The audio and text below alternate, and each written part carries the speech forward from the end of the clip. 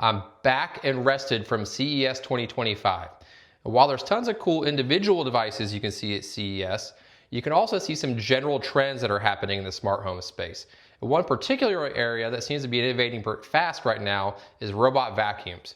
So here's 6 trends that I saw at CES that you can look for in robot vacuums in the coming years. First up is probably the biggest evolution we've seen in robot vacuums since the auto empty dock, and that's arms. Yes, arms. Object detection in robot vacuums has gotten particularly good lately, but that still leaves the object sitting on your floor in that area not getting cleaned. So manufacturers are starting to put arms on robot vacuums so they can actually pick up the object and move it to a spot that you define in the mobile app. Roborock had a working demo of this in their booth at CES with their new Saros Z70 robot. It could actually go pick up a sock at their booth and place it in a basket. Very cool. Dreame also had a concept model on display. What's interesting with their concept, they actually had little tools on a storage shelf that the robot could go get and do things like scrub stubborn spots or maybe pick up a duster and dust a low-hanging shelf. So it can actually do more than just pick up an object and move it. SwitchBot also had a concept video where they had an arm attached to their upcoming K20 Plus Pro multitasking robot. And this is very similar to the others where it could go to a spot, pick up an object, and move it out of the way.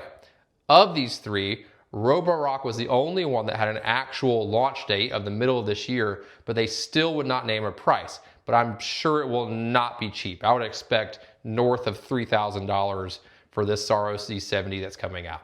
But maybe it'll be cheaper. Who knows? Now, arms aren't the only appendage that robot vacuums seem to be growing. Trend number 2 is that robot vacuums are growing legs. Well, kinda. They aren't able to do things like climb stairs, but Roborock and Dreame are adding lifting systems to their flagship robot vacuums. This can do things like cross thresholds or get behind those annoying U-shaped chair legs that vacuums seem to struggle with. Roborock calls it Adaptalift, and their Cuba Curve model that came out last year was the first that I saw come to market with these lifting systems. Now they're expanding it into their new Saros series of robot vacuums. Dreame's X50 Ultra coming out this year calls it ProLeap, and they were showing it off in their booth at CES, crossing multiple thresholds. 4 to 6 centimeters seems to be the height that can be crossed by these robot vacuums with lifting systems. Certainly not enough to climb stairs, but enough to get over any large thresholds that you have in your house. If you own a robot vacuum and you live with a person with long hair, you know the struggle of having to periodically take the roller brush out of the vacuum, clean off any wraps around it, and especially on the ends. Well, robot vacuum companies seem to finally be tackling this so you can go longer between maintenance. And it's kind of interesting how they're all doing it in different ways. Roborock now has their split brush duo divide system that's coming to more models, including their new Saros lineup. Dreame's upcoming X50 Ultra has their Hyperstream dual brush that has an open end that ejects the hair off of it and sucks it up, similar to Nolwall's single brush. Ecovacs' new X8 Pro Omni has V-shaped grooves that scrape and clean the brush as it's spinning. All of these should help reduce time between maintenance, which is always good considering robot vacuums are supposed to make your life easier. There's also improvements being made to mopping efficiency in robot vacuums.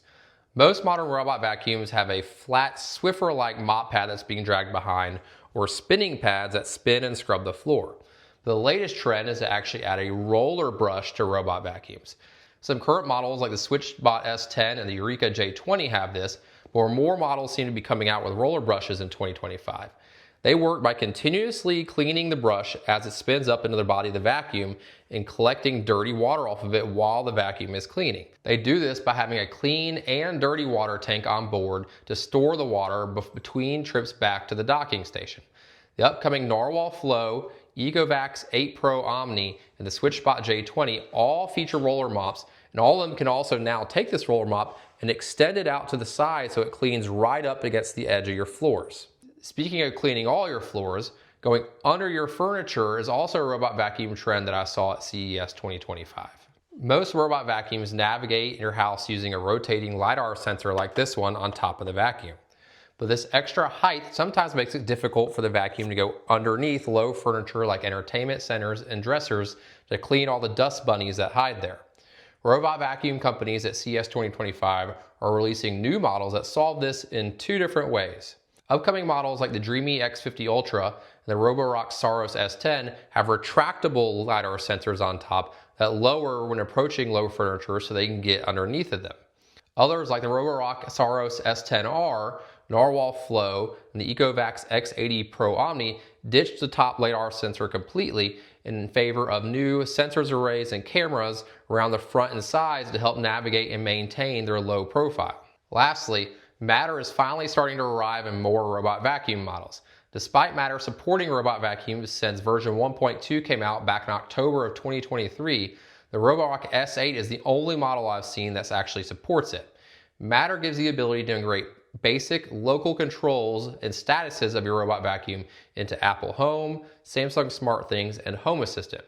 New models I spotted at CES 2025 that will support Matter include the full Saros lineup for Roborock, the Dreame X50 Ultra, and the Ecovacs X8 Pro Omni. It's exciting to finally see more robot vacuums with Matter on board. And that wraps up the 6 trends I saw for robot vacuums at CES 2025. The good news is all these robot vacuum trends make their cleaning more thorough, maintenance less frequent, and increase compatibility across your various smart home ecosystem. The bad news is a lot of these features will only appear on high-end, expensive models at first. But like most technology, they'll trickle down to more affordable models over the years. Let me know which feature you're most excited for in the comments, and remember to subscribe.